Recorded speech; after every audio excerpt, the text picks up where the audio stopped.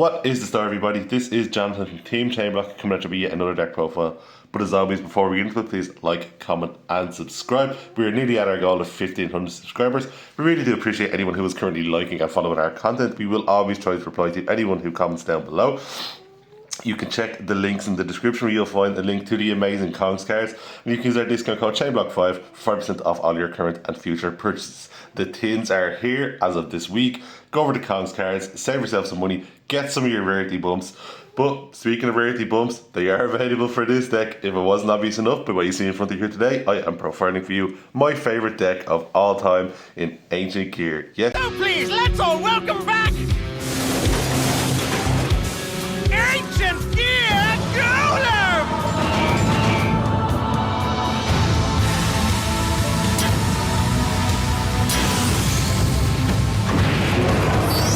But yeah, let's just get straight on into it. I firmly believe that this is the best way to play this deck. I've seen funny lists online, people trying to mix it with Sky Striker and people trying to mix it with Canines. I think pure just with board breakers, you have enough gas now with the new cards to just go through nearly every single board. So starting off, we have probably the best new support in recent memory for Ancient Gear, and that is Ancient Gear Statue. Card is incredible. It has a Pank-like effect where if your opponent controls more monsters, you just get to special summon it, and then you can tribute it and then special summon an Ancient Gear monster from your deck, ignore its summoning conditions. Really, really good card. Absolutely crucial. It is 500 attack, but we do not play the box anymore, thank God. Next off, possibly your best normal summon in Ancient Gear Wyvern. Incredible card. Grabs any Ancient Gear card from the deck. It does have the funny Ancient Gear attack where your opponent can't activate stuff, spells and traps. But really, really good card. Its effect tributing or coming up on normal or special summon is crucial because you won't always be normal summoning it. You will be sometimes going into it off your pop-up gear town, off your catapult, to get your last piece of combo to break your opponent's board. Then we have two cards that got a nice Starlight rarity bump, which I cannot wait to get my hands on, in two Ancient Gear Dark Golem. The amount of people that read this card at the regional today and were just like, this is absolutely incredible. Yes, it is incredible. Any deck would love to have an effect with a monster in the deck that has the ability to add essentially two cards from the archetype and then discard one. Absolutely incredible card. Treat it as Ancient Gear Golem while on field or in graveyard. One of the best. And then a card which I did cut down to two is Ancient Gear Tanker. I did find myself adding this for follow-up. I found myself, the one time that someone was smart enough to make me go first, I did make sure I had this in my hand to then go second, my turn two, and then break his board. But yeah, you get to, when it's summoned again, normal or special, you can you can special summon an Ancient Gear monster from your hand. If your opponent controls a monster, you can special summon it from graveyard also. It does have an incredible effect that you can pop a face-up card you control, including itself, which can be crucial. It did pop up that I cleared this off the field to go into statue to give anything that is Ancient Gear Golem or mentions it plus 600 attack. Really, really good, and that effect of the attack boost lasts even when this is not in the field anymore. But this card is amazing just to get you more bodies in the field and just plow through your opponent's stuff. We are playing one commander. This got an ultra rarity bump. If I had to pick one card to get a rarity bump, it would have been Tanker. This, we'll take it, it's a nice Ancient Gear upgrade. But yeah, this card's only usage is to discard it off Dark Golem essentially, or in rare occasions, Forbidden Droplet, spoiler alert. Because you can banish this from GY and then place an Ancient Gear trap from your hand face up in your spell and trap card zone. It does have an effect where you can send an Ancient Gear Golem from your field or deck to GY to get an additional normal summon. That is just simply not worth playing the OG Ancient Gear Golem, I hate to say, because the amount of times that you will just brick on that is just really upsetting. And then the last Ancient Gear monster, we are playing one Ancient Gear Frame. I never summoned this card today. It is just an extra way to get your cards that I mentioned, Ancient Gear Golem, from your deck to your hand to get like your fusion, all that good stuff. 3 Ancient Gear Advance. This card is absolutely incredible. This is like a little ash magnet, so On activation, it will add you an Ancient Gear Speller Trap. It does have an effect where you can tribute a monster to normal summon a level 5 or higher Ancient Gear monster without tributing it. But the main thing you'll be using that for is to activate Catapult, which is your best starter. You can get rid of a monster that you like search this with potentially, and then just clear your board so you can go to Catapult, or yeah, just pretty much that. Draw a card as well when you do tribute a monster face up on your field. The card you'll be probably grabbing off this a lot of the time is Ancient Gear Fortress. Shout out Biddy and Liam, the two judges at our event today. I preemptively sent them all the stuff on this card and got them to verify how this works.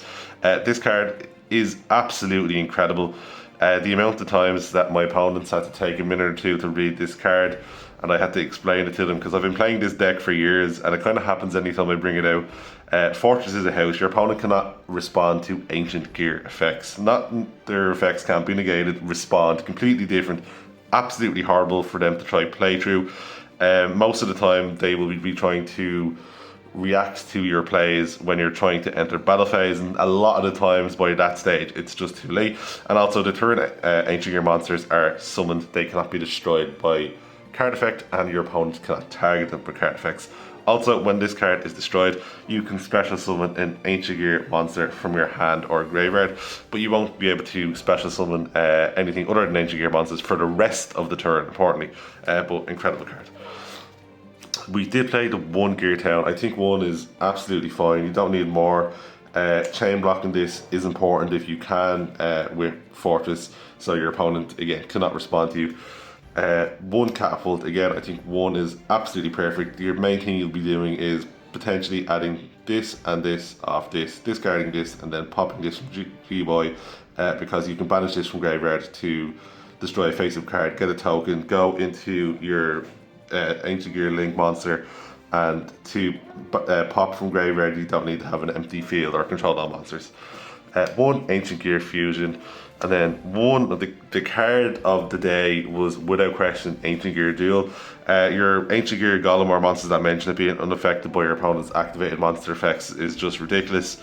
There was a few times where I had people pop this thinking that I would get rid of the ability of the monster that is fusion summoned with this to attack 3 times. That's not how this works. But yeah, absolutely incredible card. I really wish this got an ultra upgrade as well, but unfortunately we got Ancient Gear Commander. So that is it for the main deck Ancient Gear monsters. Let's go into the hand trap and board breakers. So yeah, this is a blind go second list, and it did go really, really well. We were playing 3 Fualos, incredible card. I don't need to speak about Fualos. I got so many draws off this to go into board breakers to then just plow through my opponent's field multiple times today. True Perulia, this card was okay.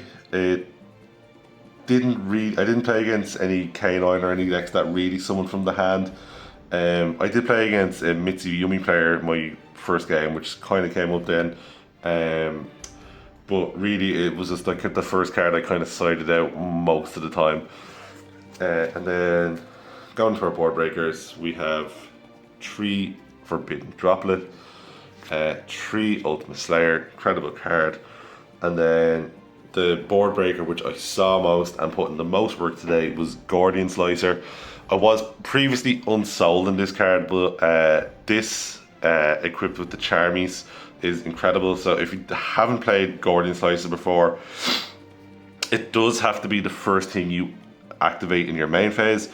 Its effect and activation cannot be negated. I had people chain the Draco Tail trap to this after they chained something else, thinking that would negate it. That does not negate it. Also, it's like you do target face-up cards your opponent controls and then banish 1 card or 6 extra deck cards per thing you target. The really cool thing about that is you don't pay the costs straight away, and then it's up to, so you only have to banish from your hand or GUI what's left. So if you target 2 cards of this and your opponent then gets rid of 1 of the cards, you only have to pay for the 1 card that is left on the field that you target and that you are bouncing. So really, really good. And then the background removal in 1 Harpy's Feather Duster. 2 Lightning Storm, and then last card in main deck is Called by the Grave. Now, I'll go into the side deck first, actually. Just in case someone was smart enough to make me go first. There was a few times I sided this in, I never actually summoned it. I did put in a bit of spell and trap card negation in Ancient Gear Dragon. I was siding 2 Ancient Gear monsters. I was also siding Ancient Gear Cannon. But with the new time rules and the new tournament rules, going into time this doesn't happen anymore, and I didn't think its effect to your opponent cannot activate traps this turn was really relevant. The card which I pretty much sided Perulia out for constantly all day was Ghost Bell. Really good card. It's good into a lot of stuff. And then Tree Droll, I only sided this in once, didn't see it, but it hits so many rogue decks. It does kind of hit some decks in the format. But yeah, Tree Lance, there was some Malus floating around. I didn't play against it. It is good into some random rogue decks, but I just didn't want to not have it. I did side in 1 Gear Town a few times. Instead, this was the card I replaced Cannon for. I was debating whether or not siding 1. This was purely because if someone made me go first, I would side out like one of the Guardian Slicers or one of the Ultimate Slayer, depending on what they were playing on, and then just go through one of these and like turn 1 combo, and then turn 2 I would probably still need another one to go through. 1 Clockwork Knight, I sided this in. I played against Yummy once, and I sided this in just in case he made me go first, because then it would just turn off some of their extra deck monsters, turn them all into machines and not beasts. And then I did side in Power Filters for going against Yumi as well. That would have been awkward for them to deal with. They wouldn't have been able to summon their Yumi cards or bounce a few things. It would be good going, like, this is the first thing I activated into a Yumi board, because they'd have to deal with it straight away. But yeah, that was the side deck. Obviously, this was just for the regional I went to. It's completely up to your preference, the locals, whatever you're playing against, or whatever suits you. Let's go into the extra deck. The extra deck card that I actually summoned the most was Ultimate Ancient Gear Golem. A lot of people are afraid of the big guy, but I think in this list, breaking boards, the Ultimate Ancient Gear Golem is actually better. Making it 5k with Tanker's effect after it pops something and then attacking 3 times just kind of came up more. And it being unaffected by activated monster effects was just really, really good, especially the Draco Tail.